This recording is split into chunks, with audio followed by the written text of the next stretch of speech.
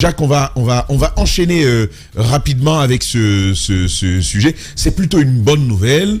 On a toujours posé la question du désengorgement de Kaloum. Les services publics, en tout cas les départements et certaines directions, vont être transférés au bout de 24 mois, si tout va bien, Jacques. Si tout va bien, hein, puisque ce matin, les travaux vont être lancés. En tout cas, on va procéder à la pose de la première pierre. Ce qu'on nous dit, c'est que les travaux devraient durer 24 mois et devront coûter 200 millions de dollars. Donc, les 200 millions de dollars, une partie va être prise en charge par l'État et l'autre par les privés. Au bout, on devrait arriver finalement à économiser 160 milliards qu'on injecte, je crois, chaque mois, chaque année dans la location des bâtiments pour loger nos départements ministériels. Si le projet il est réussi, il va régler donc deux problèmes fondamentalement. Désengorger Kaloum, qui est déjà trop rempli, on ne cesse d'en parler. Mais après, ça va permettre à l'État d'économiser cet argent et d'éviter surtout de trouver des maisons qui peut-être ne répondent même pas aux normes pour loger nos bâtiments. Les travaux, d'après ceux qui conduisent le projet, pourrait donner au moins 2000 emplois sur place pour ceux qui sont directement de ce côté. On compte prioriser les jeunes de l'Axe s'ils souhaitent travailler directement sur la future cité ministérielle. Donc, je crois que ça, c'est un projet à encourager. Je sais qu'il y a toute une histoire derrière, puisque les victimes des déguerpissements n'arrêtent pas de réclamer encore le règlement.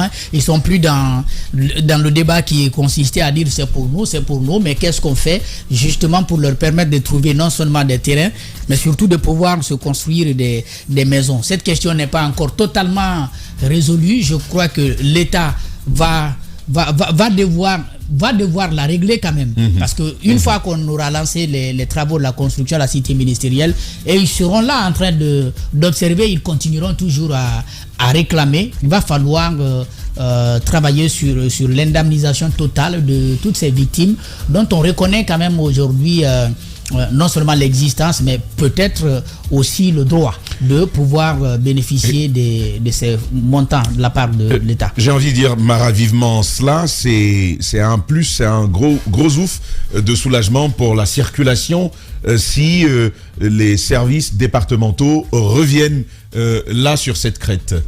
L'idéal même serait qu'on les ramène un peu plus haut, mais Koloma, c'est déjà quelque chose. C'est quand même 17 millions de dollars d'économiser par an. 7 millions de dollars, ça, il faut pas l'oublier. Si on le multiplie sur la décennie, ça veut dire que l'État a envoyé à des personnes privées la bagatelle quand même de 170 millions de dollars, mine de rien comme ça, dans les poches privées, alors que l'État est le plus grand, ou est censé être le plus grand propriétaire terrien de notre pays. Maintenant, j'espère que sur le plateau de Koloma, donc, parce que c'est pas tout le plateau qui est concerné par les conflits qu'on a connus, mais il y a quand même une partie de ce plateau-là qui continue d'être contestée par les anciens occupants. J'espère que l'État a quand même pris des dispositions justement pour que ceux-là qui étaient légalement soient indemnisés comme cela a été prévu et recasés ailleurs, parce que je pense qu'il y a un travail qui a été un premier travail qui avait été fait. La dernière fois, on avait le jeune porte-parole de ces victimes-là. Et il nous a révélé quand même que du côté, je crois, de Mafereña, quelque chose était en voie. Je pense qu'il faudrait que les deux projets aillent en parallèle pour que justement l'État puisse donc construire ces bâtiments, parce que quelque part ça va soulager tout le monde, mais que les anciens habitants qui y étaient, parce que je le rappelle, certains y étaient depuis le début des travaux de la piste de l'aéroport de Conakry, son prolongement en début des années 80, et ceux-ci ont été effectivement envoyés sur une partie de Kapororaï par les soins de l'ancien président qui leur avait donné les terres, les agrégats, les matériaux de construction, et donc ils se sont installés. Il y a quand même ce lot-là, effectivement, qui est concerné. Je pense que ceux qui étaient là légalement, il faut donc rapidement les indemniser, mais c'est une bonne chose que de sortir de cette presqu'île. C'est en Guinée vraiment, on sait véritablement ce que presqu'île veut dire. Et même au plan, Parce que au plan géologique, c'est pas très intéressant Pas très. que tous nous soyons groupés là-bas. très. Vous voyez de quoi je parle? Pas très. Regardez, ne serait-ce que les deux bâtiments qu'ont habité les deux derniers chefs d'État guinéens, Palais Mohamed V. Bon, encore un peu moins Sékou Touréa, mais franchement, en termes de sécurité, c'est un véritable casse-tête eu égard à leur proximité avec la mer et tout ça. Mais surtout, comme on l'avait dit, les bouchons. Ces embouteillages qui tuent vraiment notre économie. Ce matin, je connais quelqu'un qui a abandonné sa voiture du côté de Madina parce que 7h30, Lee a trouvé qui me disait il faut qu'à 8h je sois en ville. Et donc, il a abandonné sa voiture à Madina pour prendre une moto. Mais est-ce que vous imaginez? Parce que l'entrée de Kaloum, c'est l'enfer. Ce serait donc bon, et je pense que ça va sûrement coïncider avec la fin des travaux de l'échangeur de Bambeto. Mais il faudrait dans ce cas-là penser à un échangeur côté Koza. Il faudrait penser, oui, Omo, il faudrait penser peut-être à la route, à l'autoroute nord, parce que le plateau de Koloma va devenir le centre névralgique quand même de la capitale. Normalement, des travaux devraient démarrer sur cette autoroute. Là, mon cher Roby, les études sont déjà bouclées, du financement serait en passe. L'autoroute sur l'aéroport non, carrément, on parle de Sonfonia Hamdalaï.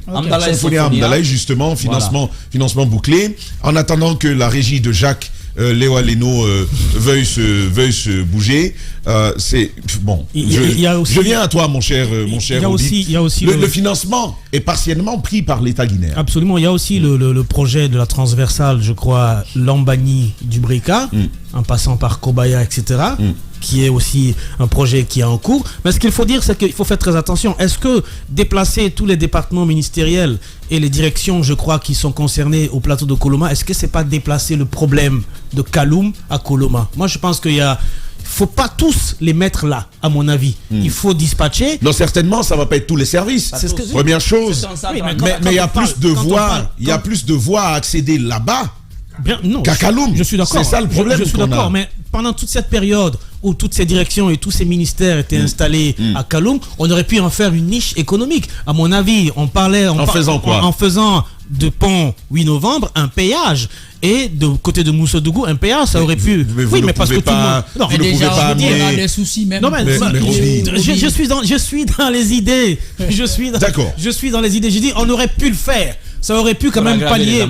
Non, pas du tout. Mais ce serait le cas. Non, pas les péages, c'est des embouteillages. Oui, c'est comme ça. Non, je veux dire encore une fois. Les péages, c'est des embouteillages. Dire que construire un péage, cela. Mieux, mon cher Roby. Vous ne pouvez pas me donner un emploi public en ville et venir me demander de payer pour y accéder. Non, mais il n'y a pas que les employeurs publics qui sont à Kaloum. Bon, c'est d'abord les services. Permets-moi, quand tu parlais, je me têtu. Il n'y a pas que des employeurs.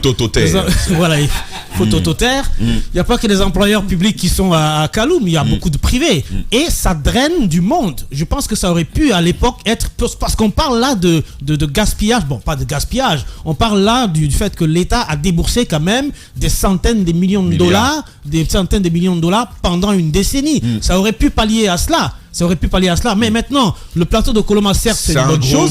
C'est un gros mangement qui va être détruit. C'est une bonne chose. Aussi simplement que ça. Ça a déjà commencé à un moment donné. Des ministères ont déjà quitté Kaloum. Je veux parler du ministère des Affaires étrangères qui est déjà du côté de Koloma. Il y a aussi un autre ministère, je crois, qui est du côté de l'Andrea, je crois, à côté de la formation professionnelle, etc.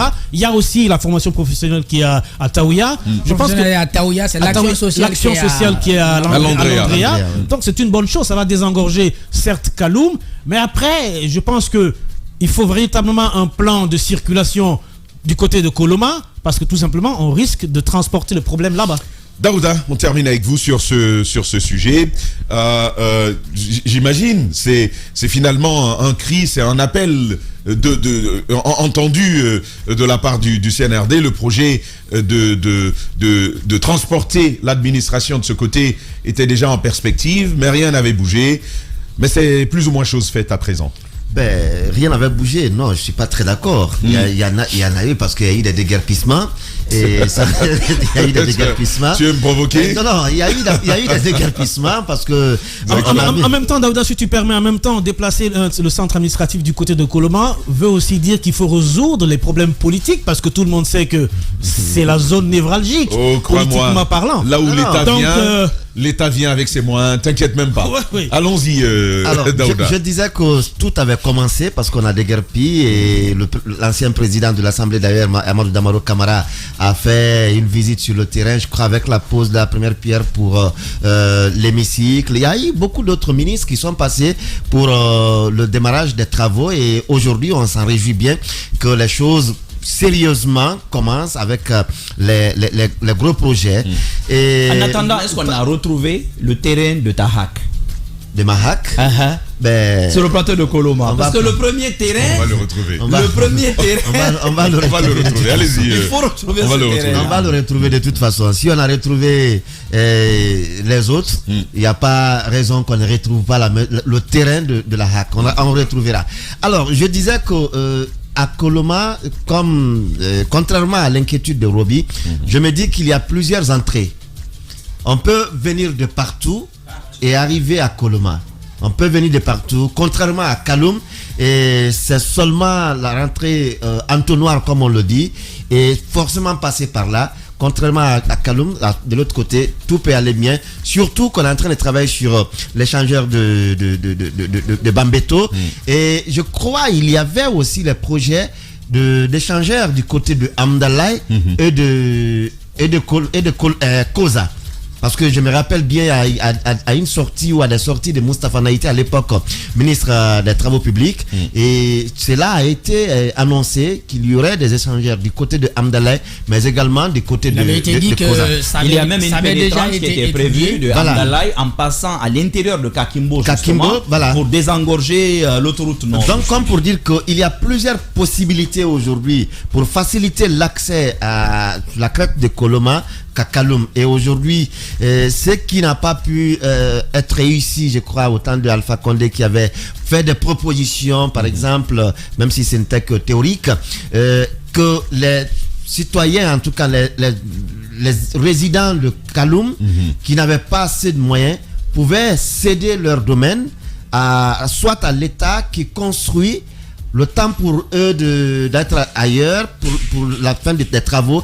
On pouvait les mettre au rez-de-chaussée et les niveaux supérieurs pouvaient être utilisés pour d'autres services, mais on a vu que ça n'a pas abouti et que les actions concrètes commencent aujourd'hui à Koloma. Moi, je crois que c'est un ouf de soulagement, puisqu'on dit d'ailleurs 24 mois, on attend bien de voir. 24 mois avec pas mal de bâtiments, la hauteur y est, mais aussi la question écologique, avec pas mal de verdure.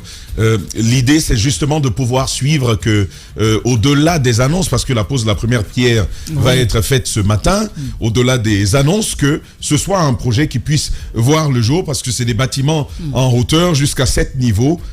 Justement, c'est véritablement un complexe où il y a des services autres que ceux de l'administration. Oui, déjà, pour l'instant, on peut accorder le bénéfice du doute au CNRD parce qu'il ne nous a pas habitués à poser des pierres et puis à ne plus revenir. Partout où ils ont posé la pierre, les travaux ont suivi. Donc, on va peut-être croire qu'aujourd'hui, on pose la première pierre et que dans les jours à venir, on va voir les ouvriers. Ce ne sont pas les poses de première pierre de Alpha Condé. Oui, Alpha, il pose, après, il a même posé plusieurs fois. Oui, je me rappelle d'un chantier là, il a posé, après il est revenu. Où on est obligé de reposer. On a reposé plusieurs fois et puis les travaux n'avaient pas démarré. Mais je crois que ça va être le cas pour Koloma. En tout cas, si on réussit ça pendant cette transition, même un peu après, légèrement, puisque les 24 mois, ça va aller au-delà quand même de ce qui est prévu comme durée de la transition, même si c'est après qu'on finit que le prochain gouvernement puisse transférer ses affaires de ce côté, ça va être quelque chose de très bénéfique pour le pays. Mais quand même, une économie de 160 milliards annuels, je crois que ça, c'est quelque chose de fondamental. Il y a aussi des questions, et ça, je ne comprends même pas. au même moment qu'on lance ces travaux, si on veut continuer à économiser, je pense qu'on peut encore vérifier. Je crois qu'il y a des départements qui sont aujourd'hui logés dans les bâtiments privés qui ne devraient pas y être. En effet. Parce que le CNRD a récupéré beaucoup de maisons. En effet. Et pourquoi on ne commencerait pas déjà à occuper ces maisons qui ont été récupérées dans les mains des personnes pour loger les départements ministériels? On pourrait commencer à faire de l'économie sur les 160 milliards et ne pas attendre forcément la construction de la cité de Coloma pour pouvoir les libérer. C'est énormément d'argent qu'on perd. Je pense qu'au terme de cette discussion que nous avons sur ce projet, il faut peut-être appuyer la question des dédommagements. Parce que c'est des Guinéens qui risquent d'être laissés sur le carreau. Évidemment. Je pense qu'il faut accélérer ça. Parce que dès lors qu'on va commencer les travaux, ce problème va renaître. On va occuper les domaines qui étaient occupés par des Guinéens. Or, le processus a déjà été entamé. Si ça a été entamé, c'est qu'on est conscient qu'il va falloir le faire. Donc, il faut le faire. Mieux on le fait vite. On a la possibilité de taire toutes les divergences autour de ce et puis projet important. Très rapidement, ça va résoudre le problème de la location du côté de Kaloum, parce qu'il faut pas oublier que le fait que l'État ait pris en location plein d'immeubles à Kaloum et des appartements pour y loger des directions, ça a explosé le coût de la location à Kaloum. Donc je pense que ça aussi, ça va résoudre ce problème. Absolument. Ça plus cher à Bambeto, forcément, ce qui est intéressant, qui peut déjà, les gars, malheureusement, on doit faire cette pause-là. Ce qui est intéressant, c'est que ce type de projet a le mérite justement de créer une autre chaîne de valeur économique tout autour. C'est une très très bonne nouvelle, en tout cas pour cette zone-là. Vous restez avec nous, continuez de réagir. Dans la deuxième partie de cette émission, nous allons entendre Sadi Oubari, il est directeur général des Guinéens de l'étranger. Avec lui, nous allons aborder la question des Guinéens de Tunisie. Quelles mesures prises par l'État? Ce sera tout à l'heure. Et puis nous aurons Dr Fayami Limouno sur la question de la Constitution et Baouri sur la question des 45 recommandations des Assises nationales. Qu'en a-t-on fait? Qu'est-ce qui est en train d'être fait autour de ces recommandations-là? Continuez à nous suivre. On se retrouve dans seulement 11 minutes.